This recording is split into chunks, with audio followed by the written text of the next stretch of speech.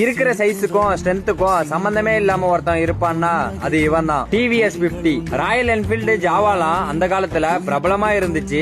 ஆனா ஏழை மக்களால அந்த வண்டியெல்லாம் வாங்க முடியல. 1980ல டிவிஎஸ் 50 அறிமுகமாச்சு. இதோட சிசின்னு பாத்தீங்கன்னா 50 சிசி ஏர் கூல்ட் இன்ஜின். இப்ப இருக்கிற நிறைய பசங்களுக்கு டிவிஎஸ் 50ன்னு ஒரு வண்டி இருக்குன்னு கூட தெரியாது. என்னதான் ஜாப்பனீஸ் கொலாபரேஷன்ல வந்தாலும் தமிழ்நாட்டில இருந்து வந்த வண்டிங்கிறதுனால தமிழ் மக்கள் வரவேற்க ஆரம்பிச்சாங்க. விவசாயம் பண்றவங்க, மளிகை கடை வச்சிருக்கவங்க, இப்படி எல்லாருக்கும் இந்த வண்டி யூஸ்ஃபுல்லா இருந்துச்சு.